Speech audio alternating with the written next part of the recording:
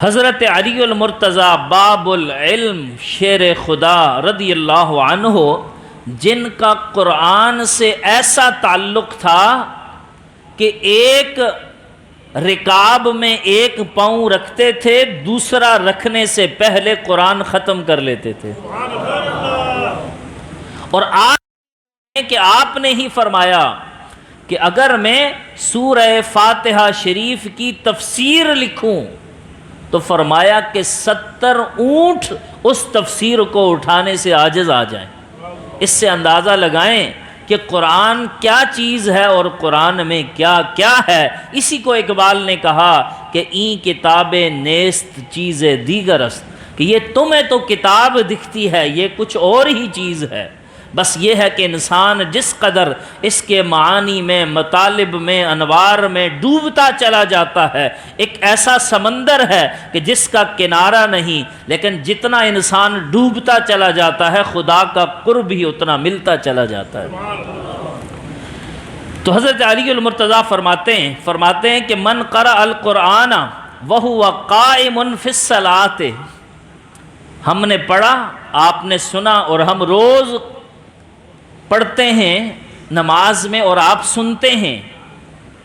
تو سننے والوں کا بھی اجر کم اللہ نہیں کرتا۔ اور یہاں یہ بھی بتا دوں، صرف قرآن کی شان بتانے کے لیے اپنی نہیں، کہ باقی مسجدوں میں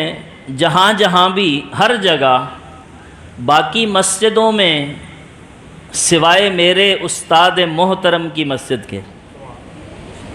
باقی مسجدوں میں تو رمضان المبارک میں آج ہو یا 27 کو ہو یا 21 کو ہو، ایک ختم قرآن ہوتا ہے۔ الحمدللہ وبحمدہ پچھلے رمضان سے اس رمضان تک، آج تک ہم نے دو ختم قرآن 5 وقتہ نمازوں میں بھی کیے ہیں۔ اور آج بھی عشاء کی نماز میں جو سورۃ الناس پڑھی ہے وہ 5 وقتہ نماز کے ختم قرآن کی سورۃ الناس تھی، اور بعد میں جو آپ پڑھی وہ تراویح والے ختم قرآن کی سورۃ الناس تھی۔ یہی وجہ ہے کہ آپ میں سے اکثر مجھے آ کر کہتے ہیں کہ مسجدیں تو ساری ہی اللہ کے گھر ہیں، پر یہاں سکون زیادہ آتا ہے، یہاں نماز کا مزہ زیادہ آتا ہے، اس لیے یہاں قرآن زیادہ پڑھا جاتا ہے، یہاں صاحب قرآن کی محبت کا تذکرہ بھی خوب ہوتا ہے، اور یہاں یہ سمجھایا جاتا ہے بس 2 ہی چیزیں ہیں، قرآن سے جڑ جاؤ اور صاحب قرآن تک پہنچ جاؤ۔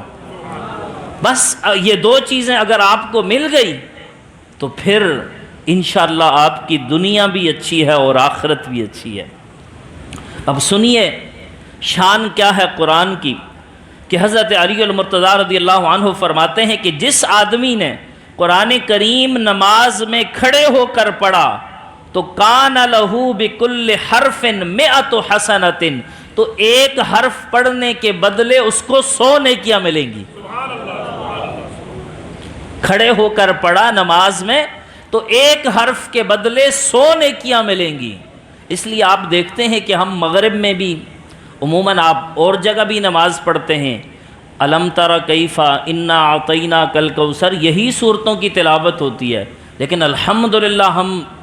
جو ہے وہ تلاوت تھوڑا طویل کرتے ہیں۔ اس کا ایک فائدہ تو یہ ہے کہ قرآن نماز میں ختم ہو جاتا ہے، مکمل ہو جاتا ہے، اور دوسرا یہ فائدہ بھی ہوتا ہے کہ لوگ بھی زیادہ سے زیادہ جماعت میں شامل ہو جاتے ہیں، اور تیسرا فائدہ یہ ہے کہ قرات کرنے کی جو سنت ہے، طوال مفصل، اوساط مفصل، قصار مفصل، یہ سمجھ لیں کہ فجر اور ظہر میں تقریباً لگ بھگ چھوٹی آیات اگر دیکھی جائیں تو 40 آیات کی مقدار تلاوت، عصر اور عشاء میں 20 آیات، اور مغرب میں کم از کم 7 آیات،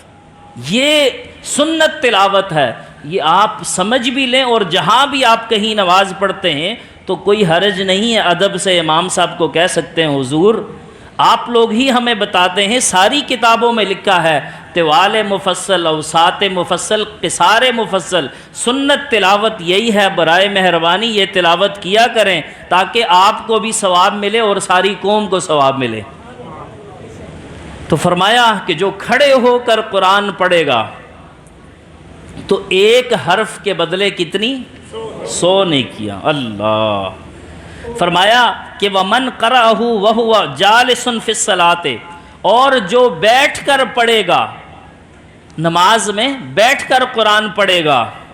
فرمایا فَلَهُ بِكُلِّ حَرْفٍ 50 حَسَنَةً، تو اس کو ایک حرف پڑھنے کے بدلے 50 نیکیاں ملیں گی۔